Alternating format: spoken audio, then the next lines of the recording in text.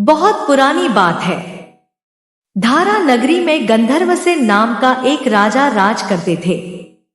उसके 4 रानियां थी।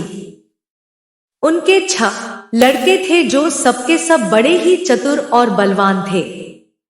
संयोग से एक दिन राजा की मृत्यु हो गई और उनकी जगह उनका बड़ा बेटा शंख गद्दी पर बैठा। उसने कुछ दिन राज किया, लेकिन छोटे भाई विक्रम ने उसे मार डाला और स्वयं राजा बन बैठा।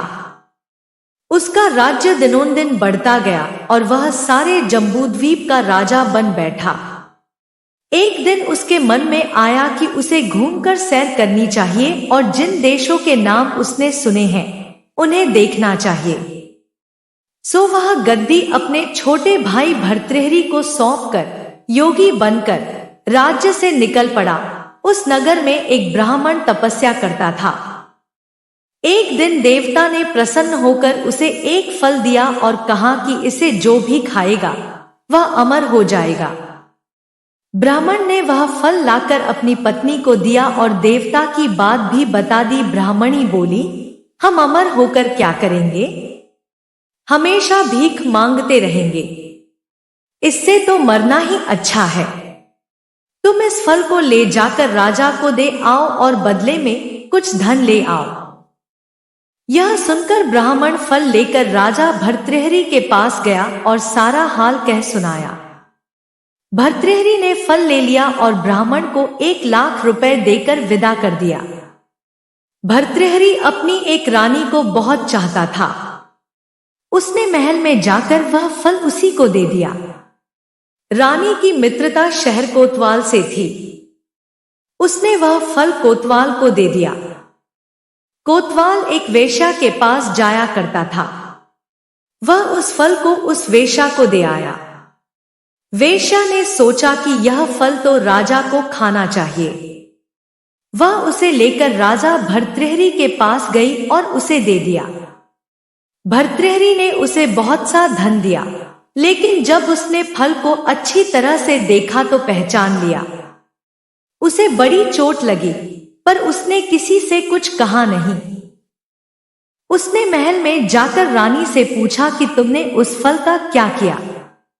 रानी ने कहा, मैंने उसे खा लिया। राजा ने वह फल निकालकर दिखा दिया। रानी घबरा गई और उसने सारी बात सच सच कह दी। भर्तृहरि ने पता लगाया तो उसे पूरी बात ठीक ठीक मालूम हो गई। वह बहुत दुखी हुआ। उसने सोचा, यह दुनिया मायाजाल है, इसमें अपना कोई नहीं। वह फल लेकर बाहर आया और उसे धुलवाकर स्वयं खा लिया। फिर राजपाट छोड़ योगी का भेष बना जंगल में तपस्या करने चला गया। भर्तृहरि के जंगल में चले जाने से विक्रम की गद्दी सूनी हो गई। जब राजा इंद्र को यह समाचार मिला तो उन्होंने एक देव को धारा नगरी की रखवाली के लिए भेज दिया। वह रात दिन वहीं रहने लगा। भर्तृहरि के राजपाट छोड़कर वन में चले जाने की बात विक्रम को मालूम हुई तो वह लौटकर अपने देश में आया। आधी रात का समय था। जब वह नगर में घुसने लगा तो देव ने उसे रोका। राजा ने कहा, मैं विक्रम हूं, यह मेरा राज है, तुम रोकने वाले कौन होते? देव बोला, मुझे राजा इंद्र ने इस नगर की चौकसी के लिए भेजा है। तुम सच्चे राजा विक्रम हो तो आओ, पहले मुझसे लड़ो। दोनों में लड़ाई हुई। राजा ने जरा सी देर में देव को पछाड़ दिया। तब देव बोला, हे राजन, तुमने मुझे हरा दिया, मैं तुम्हें जीवन दान देता हूं। इसके बाद देव ने कहा, राजन, एक नगर और एक नक्षत्र में तुम 3 आदमी पैदा हुए थे। तुमने राजा के घर में जन्म लिया, दूसरे ने तेली के और तीसरे ने कुम्हार के। तुम यहाँ का राज करते हो। तेली पाताल का राज करता था। कुम्हार ने योग साध कर तेली को मारकर शमशान में पिशाच बना सिरस के पेड़ से लटका दिया है। अब वह तुम्हें मारने की फिराक में है, उससे सावधान रहना। इतना कहकर देव चला गया और राजा महल में आ गया। राजा को वापस आया देख सबको बड़ी खुशी हुई। नगर में आनंद मनाया गया। राजा फिर राज करने लगा। एक दिन की बात है कि शांतिशील नाम का एक योगी राजा के पास दरबार में आया और उसे एक फल देकर चला गया। राजा को आशंका हुई कि देव ने जिस आदमी को बताया था कहीं यह वही तो नहीं है। यह सोच उसने फल नहीं खाया, भंडारी को दे दिया। योगी आता और राजा को एक फल दे जाता। संयोग से एक दिन राजा अपना अस्तबल देखने गया था। योगी वहीं पहुंच और फल राजा के हाथ में दे दिया। राजा ने उसे उछाला तो वह हाथ से छूटकर धरती पर गिर पड़ा।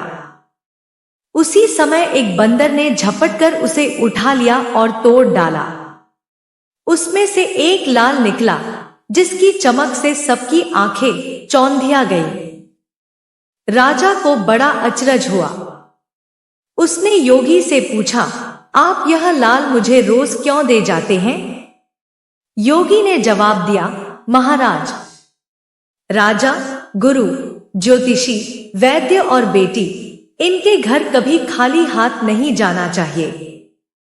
राजा ने भंडारी को बुलाकर पीछे के सब फल मंगवाए। तुड़वाने पर सब में से एक एक लाल निकला। इतने लाल देखकर राजा को बड़ा हर्ष हुआ। उसने जौहरी को बुलवाकर उनका मूल्य पूछा। जौहरी बोला, महाराज, ये लाल इतने कीमती हैं कि इनका मोल करोड़ों रुपयों में भी नहीं आंका जा सकता। एक एक लाल एक एक राज्य के बराबर है।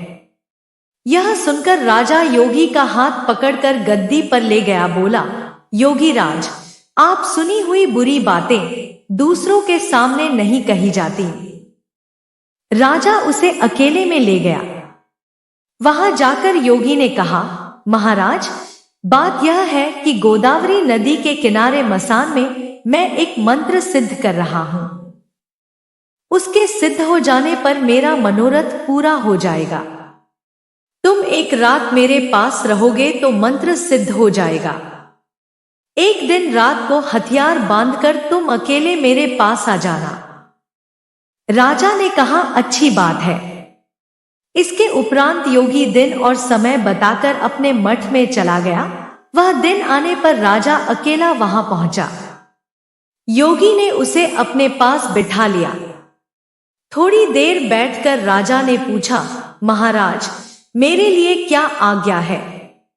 योगी ने कहा, राजन, यहां से दक्षिण दिशा में 2 कोस की दूरी पर मसान में एक सिरस के पेड़ पर एक मुर्दा लटका है। उसे मेरे पास ले आओ, तब तक मैं यहां पूजा करता हूं। यह सुनकर राजा वहां से चल दिया। बड़ी भयंकर रात थी। चारों ओर अंधेरा फैला था। पानी बरस रहा था। भूत प्रेत शोर मचा रहे थे। सांप आकर पैरों में लिपटते थे। लेकिन राजा हिम्मत से आगे बढ़ता गया। जब वह मसान में पहुंचा तो देखता क्या है कि शेर दहाड़ रहे हैं, हाथी चिंघाड़ रहे हैं, भूत प्रेत आदमियों को मार रहे हैं। राजा बेधड़क चलता गया और सिरस के पेड़ के पास पहुंच गया। पेड़ जड़ से फुनगी तक आग से दहक रहा था। राजा ने सोचा, हो यह वही योगी है जिसकी बात देव ने बताई थी। पेड़ पर रस्सी से बंधा मुर्दा लटक रहा था। राजा पेड़ पर चढ़ गया और तलवार से रस्सी काट दी। मुर्दा नीचे गिर पड़ा और दहाड़ मार मार कर रोने लगा। राजा ने नीचे आकर पूछा, तू कौन है? राजा का इतना कहना था कि वह मुर्दा खिलखिलकर हंस पड़ा। राजा को बड़ा अचरज हुआ। तभी वह मुर्दा फिर पेड़ पर जा लटका।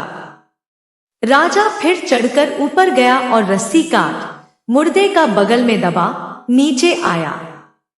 बोला, बता, तू कौन है? मुर्दा चुप रहा। तब राजा ने उसे एक चादर में बांधा और योगी के पास ले चला। रास्ते में वह मुर्दा बोला, मैं बेताल हूं। तू कौन है और मुझे कहां ले जा रहा है? राजा ने कहा, मेरा नाम विक्रम है। मैं धारा नगरी का राजा हूं। मैं तुझे योगी के पास ले जा रहा हूं। बेताल बोला, मैं एक शर्त पर चलूंगा। अगर तू रास्ते में बोलेगा तो मैं लौटकर पेड़ पर जा लटकूंगा। राजा ने उसकी बात मान ली। फिर बेताल बोला, पंडित, चतुर और ज्ञानी, इनके दिन अच्छी अच्छी बातों में बीतते हैं, जबकि मूर्खों के दिन कलह और नींद में। अच्छा होगा कि हमारी राह भली बातों की चर्चा में बीत जाए। मैं तुझे एक कहानी सुनाता हूं, ले सुन। तो ये थी हमारी आज की वीडियो। अगर आपको यह वीडियो अच्छी लगी तो इसे जरूर लाइक करें, चैनल को सब्सक्राइब करें, वीडियो को शेयर करें और कमेंट में जय श्री राम जरूर लिखें। धन्यवाद। जय श्री राम, जय श्री कृष्ण।